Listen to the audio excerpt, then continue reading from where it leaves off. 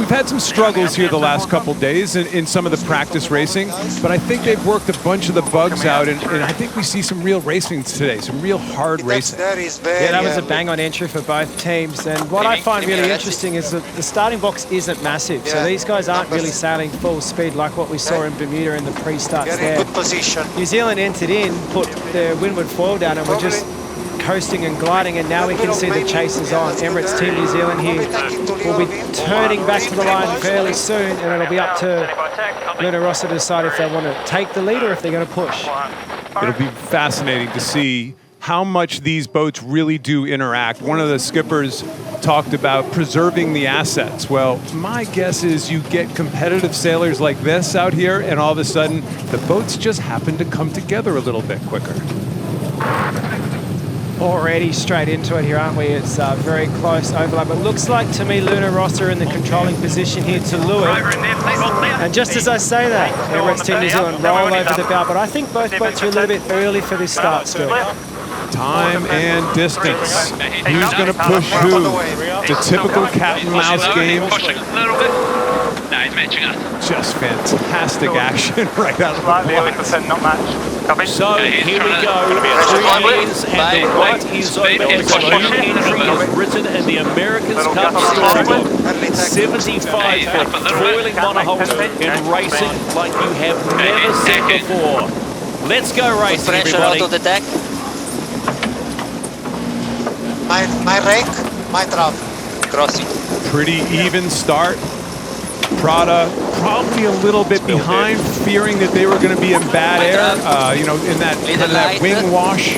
Yeah, it's all about power control in these starts and manipulating the boat around you whilst keeping your boat on the foils and managing your own time on distance. The port tack entry boat here, INEOS Team UK, they're the ones that have to really decide the time to turn back. They've got computer software on board helping them with this, and really the starboard entry boat has to react.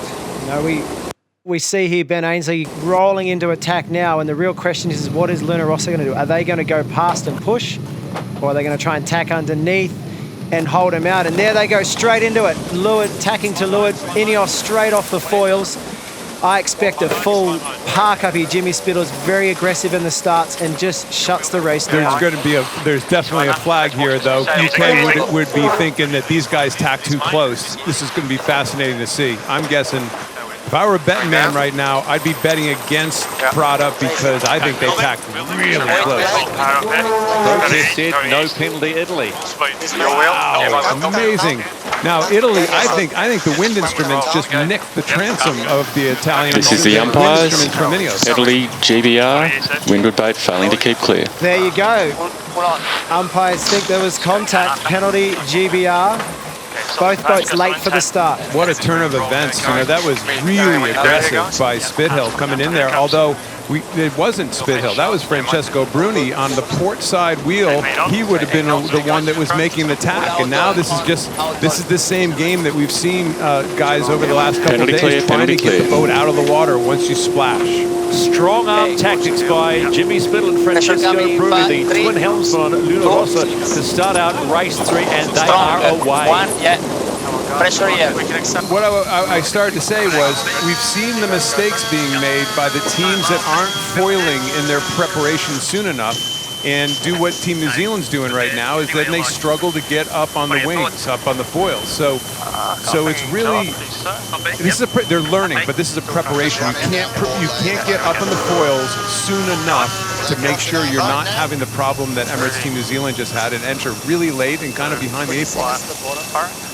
Emirates Team New Zealand are into the start box. 1 minute and 26 seconds left to start race number 4. Why wouldn't more people want to do this? Fire hose in the face. There's nothing better than that, is there? But you're absolutely right, Ken. I remember when we were prepping for all our starts there in Bermuda, it's about 5 minutes out, you're in this position. 2 minutes out, you're in this position. It's all about your positioning and timing. And right now, Team New Zealand just look like they don't want to even engage with American Magic at all. They're staying as far away from them as they can.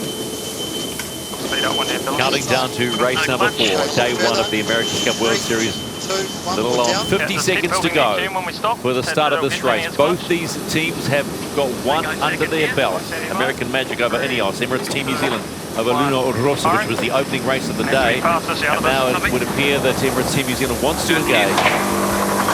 Port starboard coming up, but again, Emirates Team New Zealand tacks well underneath, but comes off the foils yet again.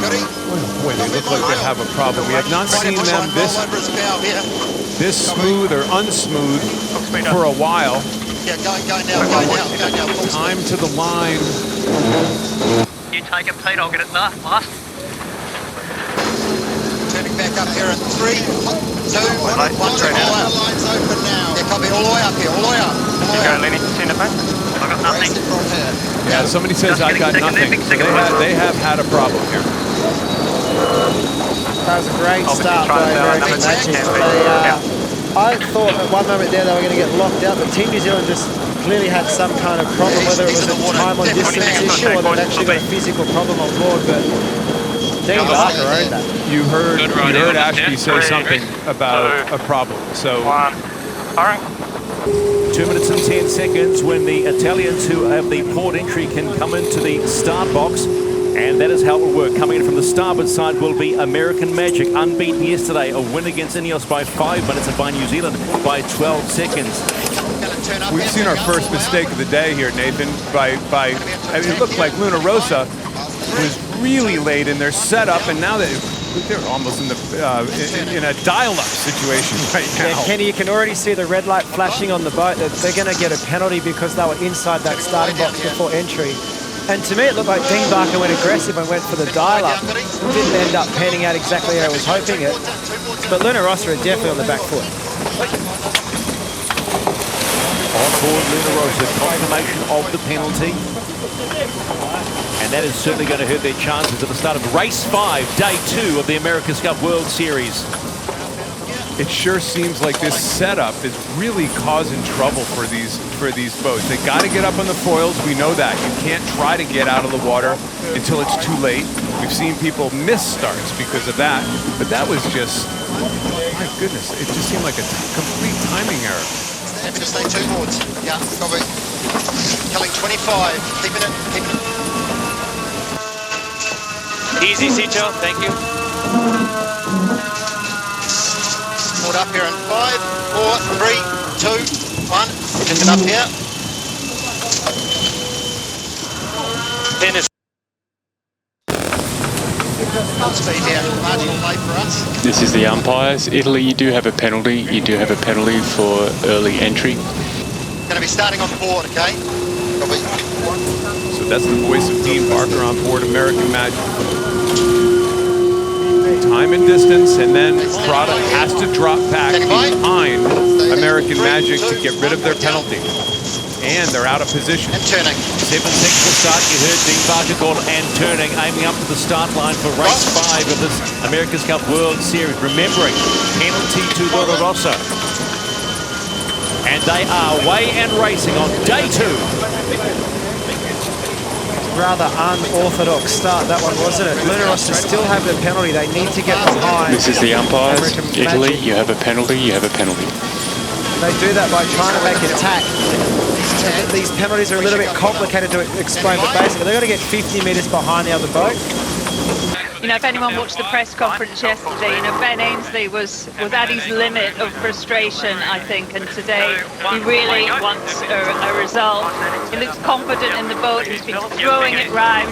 There's been a bit of indecision with all the teams about jib selection. It's a big deal, I think. The crossovers are really tight. They've got 6 jibs to pick from, and obviously the breeze is very up and down here. But yeah, he's rattling past us right now at about 40 knots. He's determined to get a score on the scoreboard. Emirates Team New Zealand late into the start box. INEOS, it looked like on time. Yeah, again, these guys are having really hard time with just setting the boats up for this entry. And you would think it would be something very simple, but it's making for an action. They both got in on time, no penalties, and now comes the setup.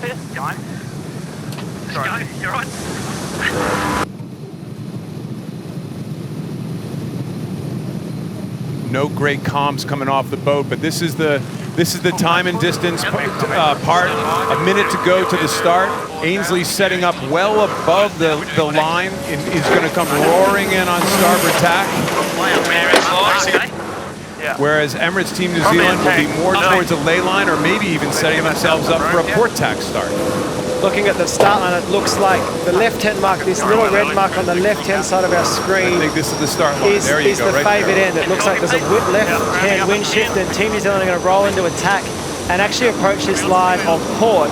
INEOS Team UK have a big decision here to either work out, are they going to try and sail him into Coffin Corner, hold him out, or if they're going to just go on their own time on distance with about 15 seconds to go now. Here comes a port tack start. It could be a dial down at the same time. 80 knot closing speeds. Yeah, up hard. Now they're past the ley line. Should he have dialed down there or just go up? That ultra-aggressive move by Ainsley might have cost him. Keeping it low for you, 15 TWA. Great 48, restart everything come up when you got speed. both yachts, and we are away on. Big jib here, boys. Big I turn, think big Ben turn. Ainsley there, Ben Ainsley went really aggressive on the dial down there, and I think he kind of blew it. Yeah, Team New Zealand, he let him off the hook. He didn't force them to tackle jibe. He didn't park the start. And now Emirates Team New Zealand slightly ahead to Lewis, sailing up to the boundary, going to come out and start the attack.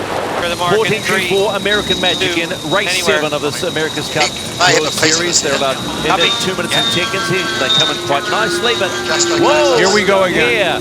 Here, I was just about to say, we might actually have good timing. Prada just came in 3 seconds early to my eye, and we'll have to see what Richard Slater has to say. I can see there in the background a red light flashing on Luna Rossa already, so penalty already to Luna Rossa. Have you got it? Stand by turning up. JK. Copy. This is the umpires. Italy penalty early entry. Second incident, green flag, no penalty. Okay, there you have it. Penalty to Luna Rossa for entering the starting box too early, and currently both boats are now sailing well off to the left-hand side of this course. Vulnerable spot. This is a real match-racing situation right now. If Luna Rossa can stay upwind, they can actually pin American Magic upwind. Accumulator. They have a penalty, but they're now trying to gain control. We have a red You light. see them chasing him upwind here. There we go. Good course. Dean's in a bit of a tough spot here. This is all about maneuvering and putting yourself in the right position to be the lured boat, prevent them from jibing. But like you said, you try to go after him and get a penalty on him. He's trying to get the offset right now. He's trying to offset his penalty so he can actually win this start. Otherwise, he's just going to have to let Dean sail away here. So, plenty of action coming up here, ladies and gentlemen. Protest here. What's the boundary? He might have just done it. Turning here, turning. He might have just done it. Well, he's off the foil though, so he might have offset the penalty, but if he's not foiling... Turn up better. This is the There you go. umpires. Penalty. They USA offset the penalty. Now can he get back up on the foil? And he's vulnerable at a windward leeward again at a barge at the weather end. Dean's got him here on toast. Going to take him up here, taking him up. Working it up, working up. Hey! No protest here. Too close. We're racing, right? Gun down. Trim, ragazzi, trim. Go, boys, go. Trim arte. This is the Start begins, umpires. but what a start Penalty for race 7. Italy, penalty Italy, penalty clear. Okay, press a little bit, press a little bit. Stephen, what just happened there is in that last loop around, because Italy came off their foils, Dean was able to jibe around, get to be lured boat, and they determined, and we'll talk to Richard Slater here in a minute, and they determined that the giveaway boat, which was this boat, actually fouled the other boat. So it's really, it was full of action. That was match racing. Okay, let's find the base here. He comes back, we hit him straight away. Not quite across here, Ben. Copy. Couple boats actually kind of on time here, but it looks like a real big left wind shift, which means it's hard for INEOS to actually get down into the box dangerously close to the starboard tacker Emirates Team New Zealand, but they get themselves across. What's the exit, Ben? 2, 1, board down, So turning Ken, up. what that's going to mean is this leeward end of the line, the left-hand mark as you look up screen is going to be the favoured end of the start line. That's going to have you closer to the start. And already we're seeing a very quick manoeuvre from INEOS Team UK. They're already trying to get over to this side, but risky positioning because you're giving away starboard advantage. If you get out this way too far, they could be controlled by Emirates Team New Zealand. I'm surprised at that maneuver. Maybe it's because the boundary is so tight in that upper right-hand corner as we were just looking at the screen that they decided they had to get themselves back in the box here a little bit. My roll, your wheel, Ben, your pitch. 1 minute to start. Okay, mine. Powering up. Time up. Fascinating that the boats are this interactive. They're Copy. absolutely going at each other. Left here. And you know, it's really, when you guys were doing the catamarans, you kind of set up in the last 30 seconds or so, there would be kind of the push, hook, no hook. Yeah, but this is real maneuvering. But the big difference is the starting box here is so much smaller than what we had in Bermuda. They don't have as much space to operate in. Bad jibe there from Emirates Team New Zealand. They're a sitting duck right now. If Ben can get the pace on and attack him, could be a good lead here for INEOS Team UK off this start. Neither boat can cross the starting line on starboard tack right now. That's how big this left-hand shift is, and Emirates Team New Zealand up parked. Trouble for Emirates Team New Zealand at the start of race number 8, and it's all for INEOS Team UK as the countdown goes. 4 seconds to go, and they are in the box seat. INEOS Team UK with their best start of the regatta so far, and they are away. Emirates Team New Zealand getting up on the balls, are they? Keep watching. Mine. Coming up here. Yeah, master tap. There's a feather in the cap of INEOS Team UK, outmaneuvering the Kiwis. We haven't said that very often. And you notice, for those of you back at home, why didn't they just head up and go over the starting line? Because there's such a big wind shift to the left, to this side of the course, that they couldn't even get across the line. So that's why both boats ended up starting on port tack. Give me a bit more out of the text, boys. Yeah, we're just not trimmed up, mate. Yeah, no.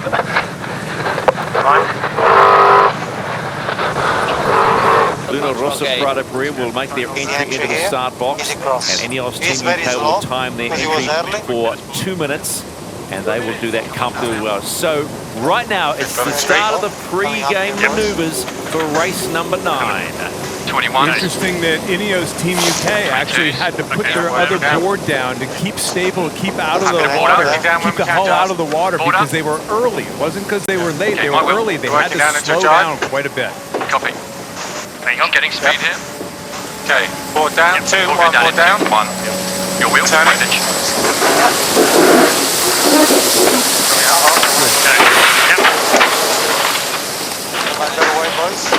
Okay, 120 here, your pitch, So very aggressive turn that one, but the boat's sat on the foils, and with 1 minute 20 to go, big separation between the two teams right now.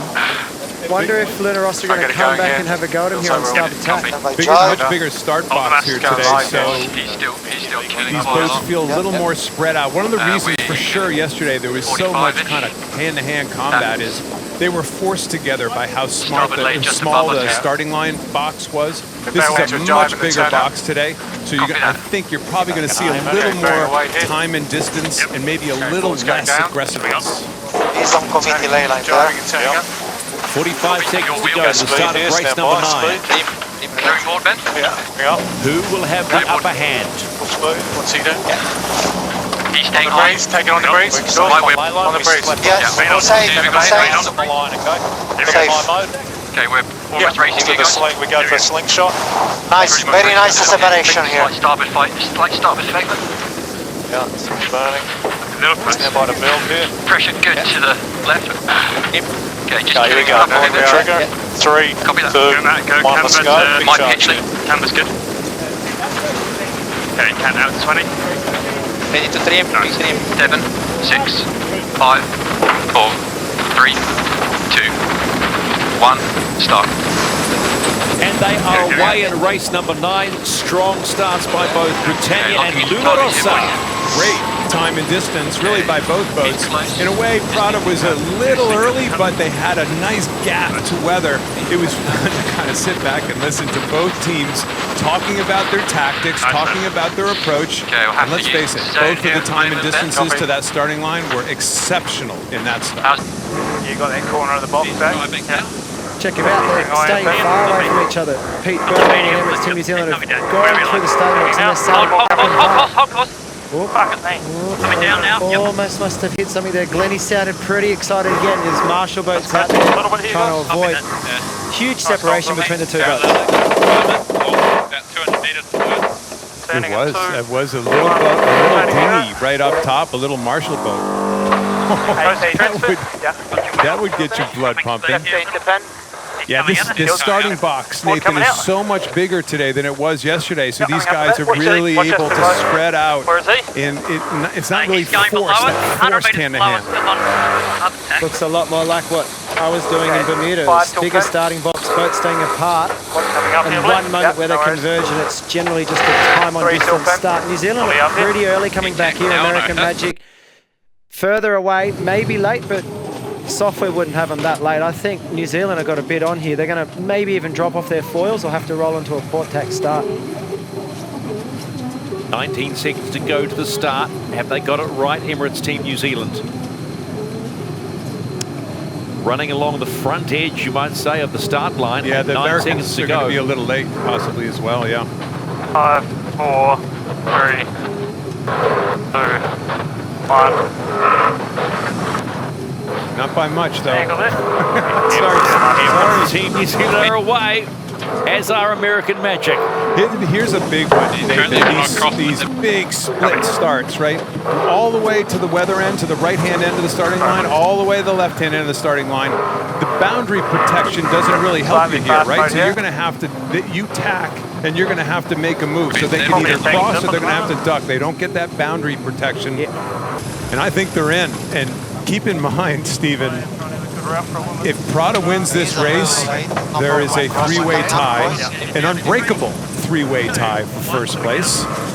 And the seeding for tomorrow is actually pulled out of a hat because there is literally no way to break it. So this is a big race for a lot of reasons. So just a reminder, if you are joining us for this Emirates Team New Zealand race against Little Rossa, Prada, Pirelli, we didn't see a finish at all in race number 11 by INEOS Team UK. And you heard Benazzi say, we're done. I think they have a DNF. I think, we didn't hear it official, but it sure looked like it to me.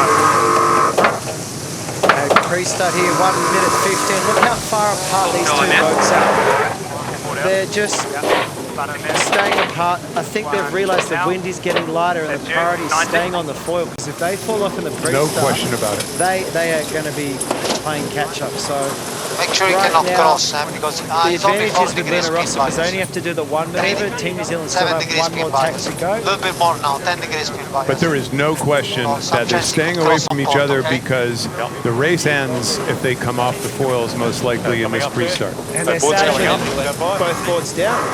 Probably a bit early on the way back. New Zealand have their board up here. Here comes the port starboard to dial up, and Team New Zealand will tack in below, and then we'll just see time and distance.